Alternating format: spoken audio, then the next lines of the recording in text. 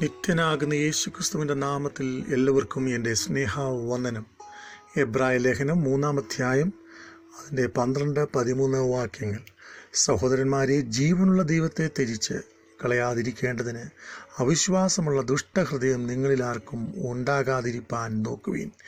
നിങ്ങൾ ആരും പാപത്തിൻ്റെ ചതിയാൽ കഠിനപ്പെടാതിരിക്കേണ്ടതിന് ഇന്ന് പറയുന്നിടത്തോളം നാൾ തോറും അന്യോന്യം പ്രബോധിപ്പിച്ചുകൊള്ളുവീൻ. Finding encouragement one another. നമ്മുടെ ജീവിതത്തിൽ നാം പരസ്പരം അല്ലെങ്കിൽ അന്യോന്യം ദൈവസന്നിധിയിൽ പ്രബോധനമേറ്റെടുക്കുന്നവരായി തീരേണ്ടുന്ന ഒരു കാലത്താണ് നാം ജീവിക്കുന്നത്.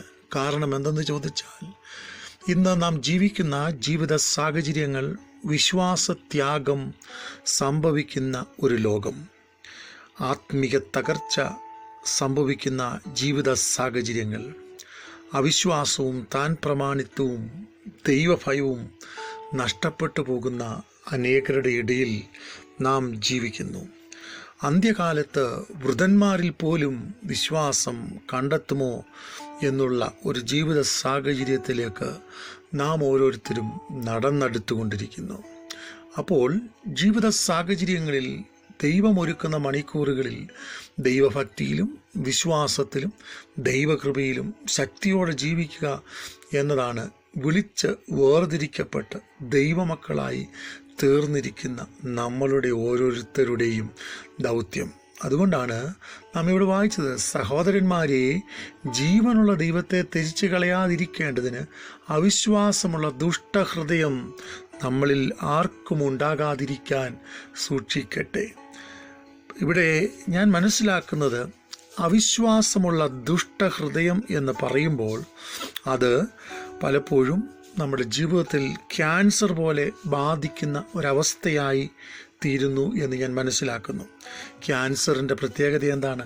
നാം അറിയാതെ നമ്മിലേക്കത് കടന്നു കയറുകയും പലപ്പോഴും നമ്മുടെ ശക്തിയെയും ആരോഗ്യത്തെയും നമ്മുടെ ബലത്തെയും ഇല്ലായ്മ ചെയ്ത് ഓരോ ദിവസവും ധൈര്യം ചോർത്തി ആരോഗ്യം തിന്നുകളഞ്ഞ് അസ്ഥികളെയും നാഡികളെയും രക്തപര്യന വ്യവസ്ഥകളെയും എന്ന് വേണ്ട ജീവിതത്തിൻ്റെ മുഴുവൻ നിലവാരത്തെ പോലും ഇല്ലായ്മ ചെയ്ത് തകർത്ത് കളയുന്ന ജീവിതത്തിൻ്റെ ഒരവസ്ഥ അല്ലെങ്കിൽ രോഗം അല്ലെങ്കിൽ ഒരു വകഭേദമാണ് ക്യാൻസർ എന്ന് നമുക്ക് മനസ്സിലാക്കുവാൻ കഴിയും. അതുപോലെ തന്നെയാണ് ദൈവഭക്തൻ ഇവിടെ പറയുന്നത്, എബ്രായ ലേഖനം 3:12, അവിശ്വാസമുള്ള ദുഷ്ടഹൃദയം നമ്മുടെ ജീവിതത്തിൽ ഉണ്ടാകുമ്പോൾ അത് നമ്മുടെ ശക്തിയെ ചോർത്തിക്കളയുന്നു, ധൈര്യത്തെ ചോർത്തിക്കളയുന്നു. ദൈവിക വിശ്വാസത്തിൽ നിന്ന് നാം അകന്നിട്ട് വിശ്വാസത്യാഗമുള്ളവരായി അപ്പോസ്റ്റസി എന്ന ഒരു ജീവിത നിലവാരത്തിലേക്ക്, വിശ്വാസ തകർച്ചയിലേക്ക് നാം വീണു പോകത്തക്കവണ്ണം ഇല്ലാതെയാകുന്ന ജീവിതത്തിൻ്റെ മണിക്കൂറുകൾ നമ്മുടെ മുമ്പിൽ പ്രത്യക്ഷപ്പെടുന്നു.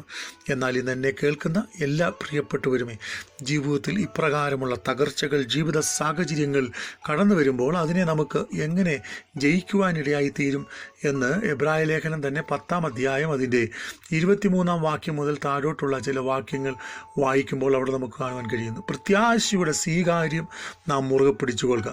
വാഗ്ദത്തം ചെയ്തവൻ വിശ്വസ്തനല്ലോ. അതെ, ജീവിതത്തിൽ കഷ്ടങ്ങൾ കടന്നു വരുമ്പോൾ, പ്രലോഭനങ്ങൾ കടന്നു വരുമ്പോൾ, തകർച്ചകൾ കടന്നു വരുമ്പോൾ, ഒന്ന് ക്രിസ്തുയേശുവിലുള്ള പ്രത്യാശ നിലനിർത്തി നാം ദൈവസന്നിധിയിൽ മുൻപോട്ട് പോകുക. പിന്നെയും നമ്മുടെ ജീവിതത്തിൽ വചനം വായിക്കുവാനും പ്രാർത്ഥിക്കുവാനും ദൈവസന്നിധിയിൽ കടന്നു പോകുവാൻ കഴിയാത്തതുമാകുന്ന മണിക്കൂറുകൾ നമ്മുടെ ജീവിതത്തിൽ കടന്നു വരുമ്പോൾ 24-ാം വാക്യത്തിൽ ഇങ്ങനെ നാം വായിക്കുന്നു, ചിലർ ചെയ്യുന്നത് പോലെ നിങ്ങളുടെ സഭായോഗങ്ങളെ ഉപേക്ഷയായി വിചാരിക്കാതെ തമ്മിൽ പ്രബോധിപ്പിച്ചുകൊണ്ട്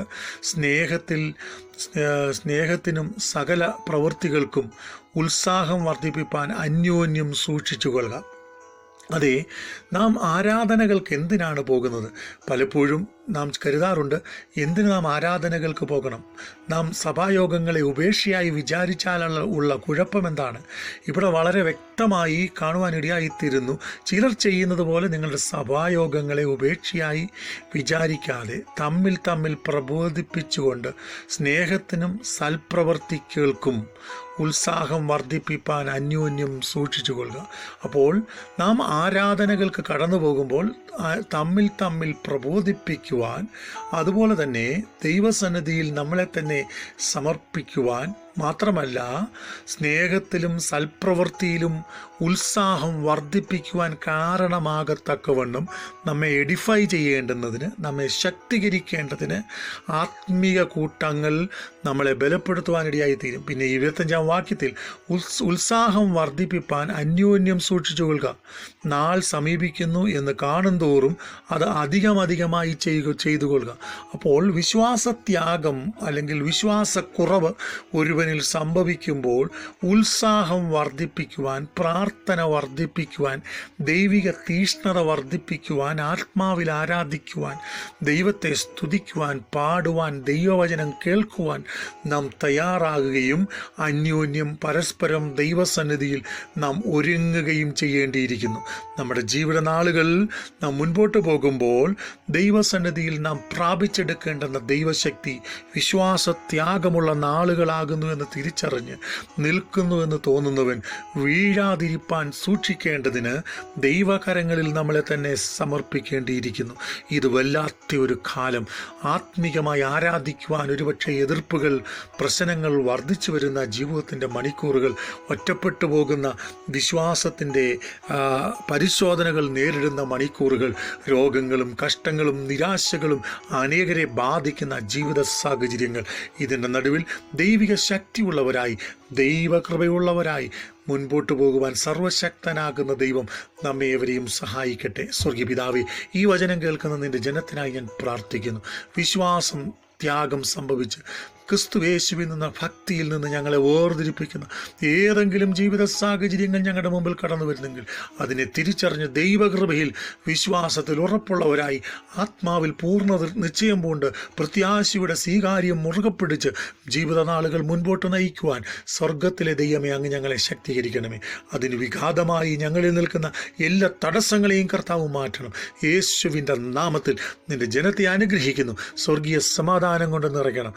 യേശുവിൻ നാമത്തിൽ തന്നെ. ആമേൻ.